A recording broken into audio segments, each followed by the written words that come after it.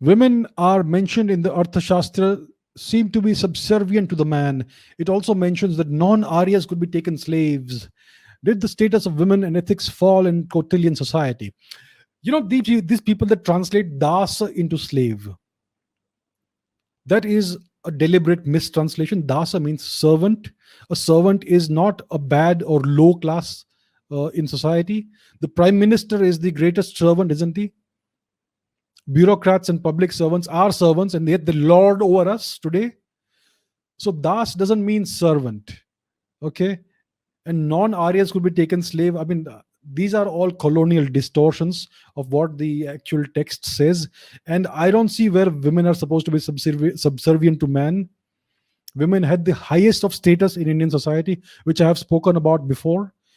The Rig Veda has a great number of verses that were written by women. Show me any society in the world where the holiest text, where the foundational text of the society, of the culture, of the civilization is to a great deal authored by women. You won't see this anywhere in the world.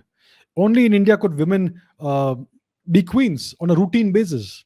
Nowhere else in the world will you find these things. So all of these are modern revisionist takes on Indian society.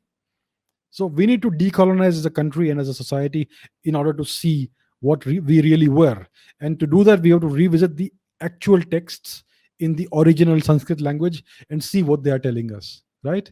Because today all the translations and commentaries about these texts are done by Marxist historians who try to see everything through the lens of class oppression and of the proletariat and the bourgeoisie and all that. So essentially the only aim is to create divisions in society and to reinterpret the past according to the Marxist lens of class struggle.